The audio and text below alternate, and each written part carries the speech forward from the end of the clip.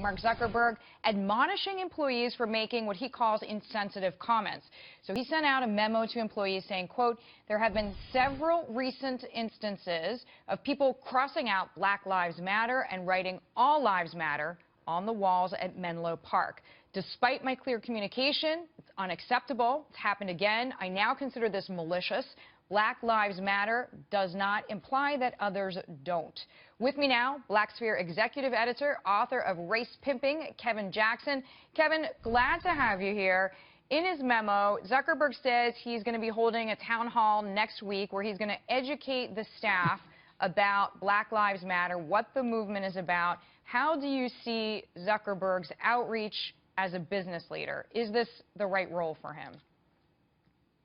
I think it's absolutely ridiculous. It's really amazing that, first of all, that he would allow somebody to write Black Lives Matter, knowing that it's sort of an incendiary comment right now, because the fact of the matter is all lives do matter. And the fact that somebody would write All Lives Matter and that bothers him should be disturbing to all Americans. What we have here is political correctness at the corporate level run amok.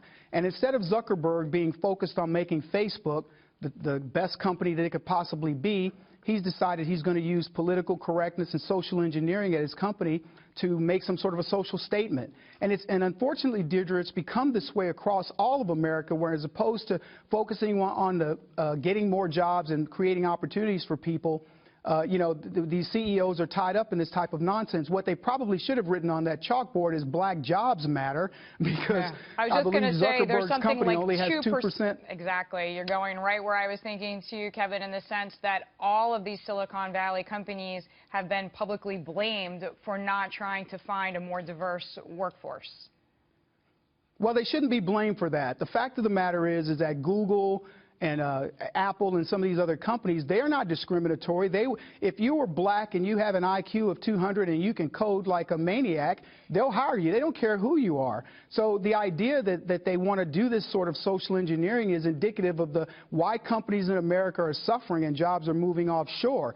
Companies offshore don't have to deal with this type of stuff on a day-to-day basis. And the unfortunate thing is HR departments and companies have to actually build their risk portfolios based on the backlash of things like this.